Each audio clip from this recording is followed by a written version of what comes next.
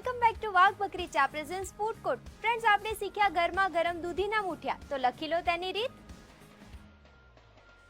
ચૂરમાનો લોટ 100 ગ્રામ, હિંગ 10 ગ્રામ, ખાવાનો સોડા 5 ગ્રામ, બુરું ખાંડ 50 ગ્રામ, સૂજી 50 ગ્રામ, તલ 2 ચમચી, રાઈ 2 ચમચી, ચણાનો લોટ 50 ગ્રામ, પીસેલા લીલા મરચા 100 ગ્રામ, હાંડવા ઢોકળાનો લોટ 500 ગ્રામ, મીઠું સ્વાદ અનુસાર, દહીં જરૂર મુજબ, તેલ જરૂર મુજબ, કોથમીર જરૂર મુજબ. દૂધીના મુઠિયા બનાવવા માટે સૌપ્રથમ દૂધીની છાલ ઉતારી તેને છીણી લેવી. પછી તેમાં હાંડવા ઢોકળાનો લોટ, ચૂરમાનો લોટ, સૂજી, ચણાનો લોટ, મરચા, બુરું ખાંડ, હિંગ, મીઠું અને સોડા એડ કરી દહીંથી લોટ બાંધવો. પછી તૈયાર થયેલા મિશ્રણને એક ડીશમાં સ્પ્રેડ કરી ઓવનમાં 20 મિનિટ સુધી કૂક થવા દેવું. દૂધીના મુઠિયા કૂક થઈ ગયા બાદ તેના પીસ કટ કરી હવે તેના વઘાર માટે એક કઢાઈમાં થોડું તેલ લેવું. તેલ ગરમ થઈ ગયા બાદ તેમાં રાઈ અને તલ એડ કરી તૈયાર થયેલા મુઠિયા એડ કરી મિક્સ કરી લેવા. પછી તેને સર્વિંગ પ્લેટમાં લઈ ઉપરથી થોડી કોથમીર અને લીંબુનો રસ એડ કરી લાલ ચટણી અને લીલી ચટણી સાથે સર્વ કરવું. તો તૈયાર છે દૂધીના મુઠિયા. ફ્રેન્ડ્સ, બીજી રેસીપીમાં શું છે ખાસ, ચલો મહારાજને જ પૂછી લઈએ. તો મહારાજ, હવે બીજી રેસીપીમાં શું છે? કોપરા પાક છે. ઠીક છે. કોપરા પાક એક એવું સ્વીટ છે કે લોકો બહારથી જ પરચેસ કરતા હોય છે અને ઘરે બનાવતા નથી આવડતું હતું તો બહારથી જ લઈ આવે. તો આજે તમે દર્શક મિત્રોને એક નવી રીતથી એમને ફટાફટ શીખવાડી દે અને ઘરે પણ બનાવી દે. ઘરે પણ બનાવી શકે છે. તો ચાલો આપણે એની સામગ્રી જોઈ લઈએ. હાજી જી. ખાંડ, કોપરાનું છીણ, માવો, કેસર, ઇલાચી, ઘી. ઠીક છે. તો ચાલો શરૂઆત કરીએ. ચલો, સૌથી પહેલા આપણે ચાસણી બનાવવાની. જી. કોપરા પાકમાં પણ આપણે સૌથી પહેલા ચાસણી બનાવી રહ્યા છીએ. ચાસણી બનાવીએ. જી. ખાંડ લીધી. કેટલું ખાંડનું પ્રમાણ લીધું છે આપણે? 250 ગ્રામ જેટલી. જી. અને એમાં લગભગ આપણે 1 બાઉલ જેટલું પાણી એડ કર્યું છે. જેટલી પણ સ્વીટ હોય છે, ગુલાબ જામુન છે અને કોપરા પાક છે, એ બધી સ્વીટમાં મેઇન વસ્તુ હોય છે ચાસણી. ચાસણી હોય છે. જો એ ચાસણી જ બરાબર ન બને તો આપણો આખી સ્વીટ નથી બનતી હોતી પરફેક્ટલી. આપણે એને કન્ટિન્યુઅસ હલાવતા રહેવાનું. આપણને લાગે કે ખાંડ ધીમે ધીમે ઓગળી રહી છે તો ખબર પડે કે ચાસણી થોડી વારમાં રેડી થઈ જશે. આમાં આપણે એવું કરી શકીએ કે પહેલા આપણે એનો માવો રેડી કરી લઈએ અને પછી ચાસણી બનાવીએ? હા, કરી શકીએ. ઠીક છે. ઘણી બધી ગૃહિણીઓની એક જ ફરિયાદ હોય છે કે મારી ચાસણી જ બરાબર નથી બની ને મારું આખું સ્વીટ ખરાબ થઈ ગયું. તો મહારાજ, એમાં શું ધ્યાન રાખવું પડે કે જેનાથી જે આપણી ડીશ છે એ ખરાબ ન થાય? ખરાબ ન થાય આપણે ચાસણીનું ધ્યાન રાખવાનું. બરાબર. જી. એક કોપરામાં પાક માટે 1.5 તાર જેવી લેવાની ચાસણી. એટલે દરેક વસ્તુના એ હોય છે કે આટલા તાર પ્રમાણે જ આપણે ચાસણી બનાવવાની છે. અને ચાસણીમાં મેઇન વસ્તુ કન્ટિન્યુઅસ હલાવતા રહેવાનું. જી. યાની કે આપણે ખાંડ હોય એટલે નીચે ચીપકી ના જાય. છોટી જાય તો પછી આખો ટેસ્ટ બગડી જાય. જેમ જેમ ખાંડ ઓગળતી જાય છે એમ એના બબલ્સ પણ આવવા લાગ્યા છે. જ્યારે એકદમ થિકનેસ ઉપર થઈ જાય, બધું જ પાણી ખાંડની અંદર મિશ્રિત થઈ જાય ત્યારે આપણને ખબર પડે કે ચાસણી રેડી થઈ ગઈ છે.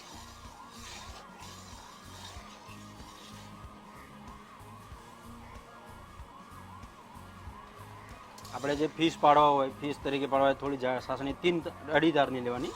જી. છૂટો રાખવો હોય તો થોડી કમ રાખવાની, 1-1.5 તારની. એટલે ફીસથી કે લોકો ખાઈ શકે એક પીસ. જી.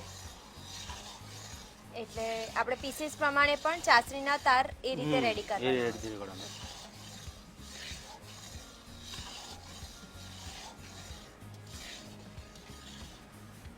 મહારાજ, તમે ઘણા વર્ષોથી આ કામમાં લાગેલા છો, તો તમારે ક્યારે એવું બન્યું હોય કે તમે મીઠાઈ બનાવતા હો પણ ચાસણી બરાબર ન બની હોય? અમુક ટાઈમે એવું બની જાય. ત્યારે તમે શું કરો છો? ત્યારે અમે ફરીથી એવું કરીએ કે થોડું મિસ્ટેક થઈ ગઈ છે, સાસણીની બીજી સાસણી થોડી કડક કરવી પડે, ઓકે, પછી ફરી નાખવું પડે. એટલે ફરીથી તમારે બનાવવી પડે હા, છે. ફરીથી બનાવવી પડે. લગભગ તો નહીં બને એવું અમારે. જી, લગભગ આપણે એને 10 મિનિટ સુધી તો ચાસણીને રેડી કરવાની છે.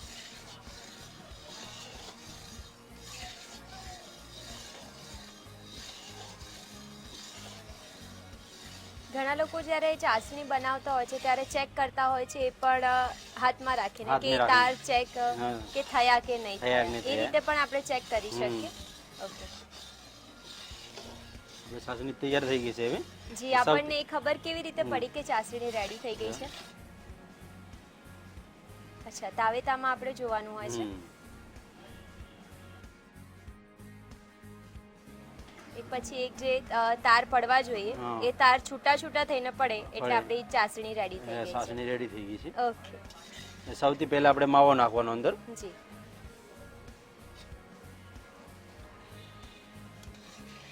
આપણે માવો કેટલો એડ કર્યો છે?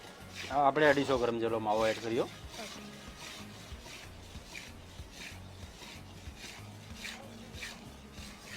માવાને બરાબર અંદર ઓગળી જવો જોઈએ, ચાસણીની અંદર મિક્સ થઈ જાય. બરાબર આપણે મિક્સ કરી લેવાનું. મિક્સ કરી દેવાનું, ત્યાં સુધી આને કન્ટિન્યુઅસ હલાવવાનું. હલાવતો રહેવાનું. ઓકે, ચાસણી માવો એક થઈ જાય જી, પછી આપણે એને છીણ નાખવાની કોપરાની. ઠીક છે. ધીમે ધીમે થોડી થોડી નાખતું રહેવાનું. ઓકે, લગભગ કેટલા ગ્રામ આપણે છીણ લીધું છે કોપરાનું? 300 ગ્રામ જેટલું લીધું છે આપણે ઓકે, છીણ. એટલે માવા કરતાં આપણે છીણનું પ્રમાણ વધારે લીધું છે. વધારે લીધું છે. ઓકે.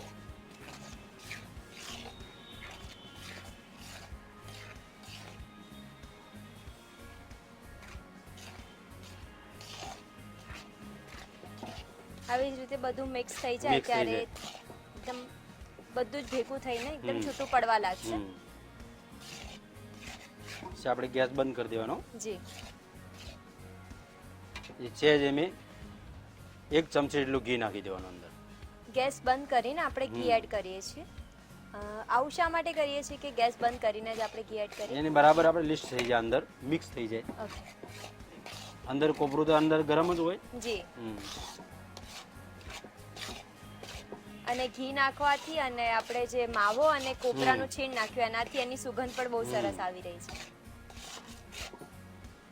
તો આપણું મિશ્રણ જે બધું એડ કર્યું તે હા. બધું જ રેડી થઈ બધું ગયું છે. મિક્સ થઈ ગયું છે. અને ઉપરથી આપણે છેલ્લે ગેસ બંધ કરીને ઘી પણ ઘી. એડ કર્યું હતું એ પણ એની અંદર મિક્સ થઈ ગયું છે. હમ.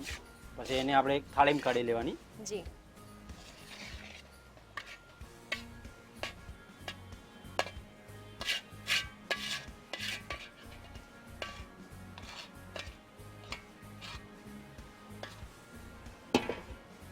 પછી છેલ્લે આપણે એલાચી નાખી દેવાની સુગંધ માટે. જી,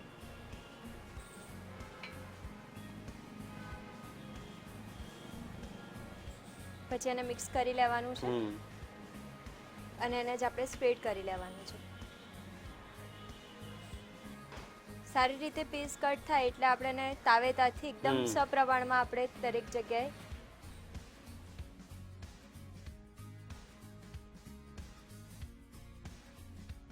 કુપરા પાક એકદમ સરસ રીતે સ્પ્રેડ થઈ જાય એ હમ. માટે આપણે એને વાટકીથી પણ હા. સપ્રમાણમાં સ્પ્રેડ કરી શકીએ. વાટકી હોય, પાતિયું હોય. જી,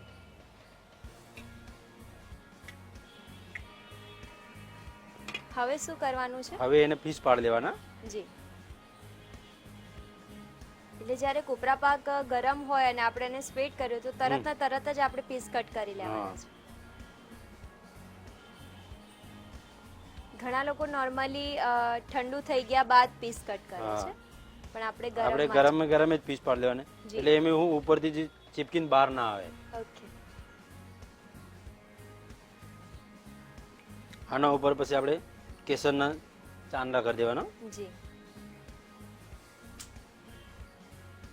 એટલે એક કેસરનો પણ ટચ મળી જાય અને હા. એનો પણ સ્વાદ મળે આપણને.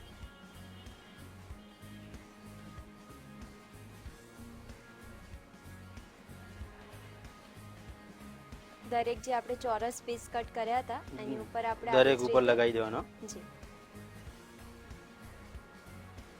જેમાં આપણે આમાં કેસરનો ઉપયોગ કરીને તમે થોડોક એને અલગ ટચ આપ્યો છે. એવી જ રીતે આપણે કોઈ બીજી કોઈ ફ્લેવર કે જેમ કે ગુલાબની ફ્લેવર છે અને એનું મિશ્રણ રેડી રાખ્યું હોય તો આપણે એ ટચ પણ આપી એ શકીએ. ટચ આપી શકો. ઓકે.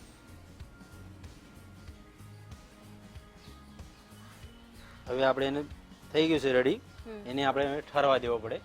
15 થી 20 મિનિટ ઠરી જાય પછી એને આપણે સર્વ કરીએ. ઠીક છે, તો ત્યાં સુધી આપણે એક નાનકડો વિરામ લઈ લઈએ. ફ્રેન્ડ્સ, મહારાજે જે કોપરા પાક બનાવ્યો એ ઠંડો થાય ને ત્યાં સુધી આપણે લઈ લઈએ એક નાનકડો વિરામ.